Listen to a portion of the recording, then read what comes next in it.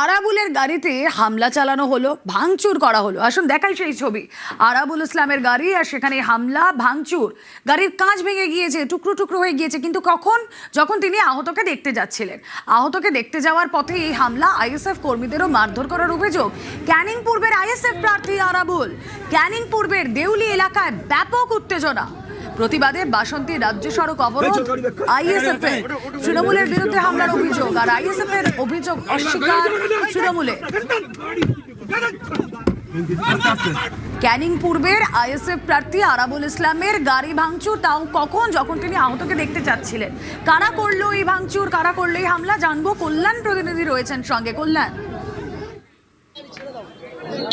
একেবারেই রুমেলা জানিয়ে রাখি, হচ্ছে দেউলি যে এলাকার কথা বলা হচ্ছে, সেই দেউলি এলাকাতে আইএসএফ কর্মীদের বাড়িঘর ভাঙচুর এবং মারধর করা হয়েছিল বলে আরাবুল ইসলাম খবর পায়। আর সেই খবর পাওয়ার পর আজকে সকালে আরাবুল ইসলাম যখন সেই দেউলি এলাকায় তার বাড়িতে গিয়েছিল দেখা করতে, তাদেরকে তুলে নিয়ে হাসপাতালে নিয়ে আসছিল। সেই সময় আরাবুল ইসলাম সহ তার কনভয়ে যে সমস্ত গাড়ি ছিল তাদের ওপর কিন্তু বেধড়ক মারধর করা হয়, হামলা করা হয়।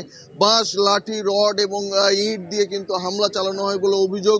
আরাবুল ইসলাম যে ক্যানিং পূর্বের প্রার্থী, তার গাড়ি ভাঙচুরের পাশাপাশি তার কনভয়ে যে একাধিক গাড়ি ছিল সেই সমস্ত গাড়ি ভাঙচুরের অভিযোগ উঠছে তৃণমূলের বিরুদ্ধে। অন্যদিকে যে সমস্ত আইএসএফ কর্মী সমর্থকেরা আরাবুল ইসলামের সঙ্গে গিয়েছিল তাদেরকেও বেধড়ক মারধর করা হয়। এই ঘটনায় বেশ কয়েকজন আইএসএফ কর্মী আহত হয়। তাদেরকে উদ্ধার করে আরাবুল ইসলাম দ্রুত এই ঘটকপুকুর, যে বাসন্তী হাইওয়ের ঘটকপুকুর, সেই ঘটকপুকুর এলাকায় আসে এবং ঘটকপুকুরে এসে এলাকার যে সমস্ত আইএসএফ কর্মী সমর্থক রয়েছে তাদেরকে সংঘবদ্ধ করে এই এলাকায় রাস্তা অবরোধ শুরু করে। প্রায় 1 ঘন্টারও বেশি সময় ধরে এই রাস্তা অবরোধ চলছে। ভাঙড় থানা পুলিশের পাশাপাশি কলকাতা পুলিশের ভাঙড় ডিভিশনের একাধিক থানার যে সমস্ত পুলিশ আধিকারিকরা রয়েছে, পুলিশ কর্মীরা রয়েছে, তারা কিন্তু যে ছবি আপনাদেরকে দেখাচ্ছি ইতিমধ্যে, সেখানে রাস্তা অবরোধ করে বিক্ষোভ প্রদর্শন চলছে। আমাদের প্রতিনিধি কল্যাণ জানাচ্ছিলেন আইএসএফ কর্মীদের মারধরের অভিযোগ, ভাঙচুর করা হয় আরাবুল ইসলামের গাড়ি।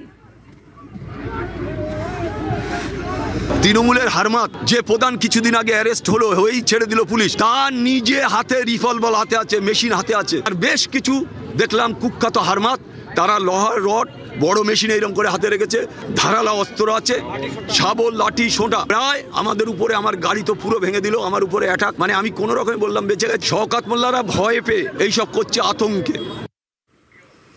অভিযোগের তীর তৃণমূলের দিকে, যদিও এই সমস্ত অভিযোগ অস্বীকার করছে তৃণমূল। খুনি আরাবুল সমাজ বিরোধী, যে নোংরা খেলা আজকের ওখানে খেলতে চাইছে, এর পরিণামটা ভয়ঙ্কর হবে। ভাঙড়ে ক্যানিংয়ের মানুষকে পর্যন্ত 3-4 লোককে মারধর করেছে র্যালির নাম করে। এটা অত্যন্ত নিন্দাজনক ঘটনা বলে আমরা মনে করি, আমরা তীব্র নিন্দা করছি। আরাবুল ইসলাম বলছেন সবকিছুই এই শওকত মোল্লা ভাঙড় থেকেই, অসভ্য, বর্বর।